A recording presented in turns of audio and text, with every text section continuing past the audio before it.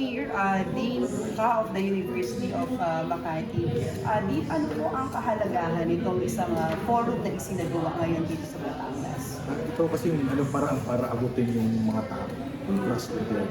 Yes. Kasi hindi lahat ng administrasyon ginagawa ganito. So dapat yung administrasyon malapit sa tao. At ito yung paraan. At saka ipaliwanag yung mga issue na may kinalaman sa ating buhay-buhay, malapit sa sikmura ng mga mamamayan. Ito yung paraan. And kanina po nabanggit po sa inyo pong sa discussion kanina tungkol sa constitutional amendment natin. So kayo po bilang isang abogado, bilang isang dean ng College of Law, ano po yung personal na opinion po ninyo sa pagpapalit ng saligang batas?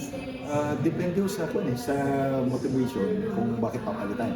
And kung sa akin, kung kulang sa ekonomiya, siguro naman dapat na.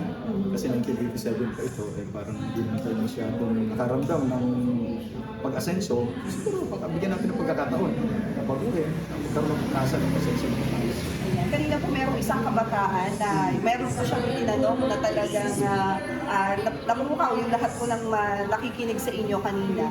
Na tinanong ng isang kabataan na ulitin po yung tanong niya kanina sa inyo kasi natuwa din ako sa tanong niya.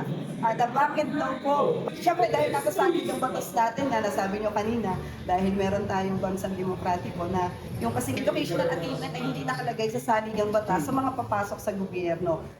Bilang isang abogado at bilang isang dean ng College of Law, importante po ba na kailangan ay may as educational attainment ang isang papasok na manunungkulan o mga public officials po? Well, kung titingnan natin yung practical nito, talagang kailangan. Kasi kung wala ka naman training, di ba?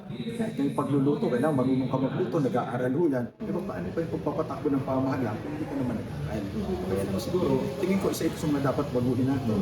Ito nga ako mga, hindi ko sa minamaliit, ano po, yung mga mabababang trabaho, mga clerk, kailangan natin college graduate. Paano naman po yung magpapatakbo ng buong bayan na wala man lang pinag-aralan, kumbaga. Pero nasa tao pa rin ho. At saka sabi ko nga kanina, hindi naman mahirap kumuha ng college degree ngayon. Dahil napakarami mga pampublikong paaralan, libre ang pag-aaral. So yung sipag lang talaga ng tao kailangan. Ayan, maraming salamat po sa inyo.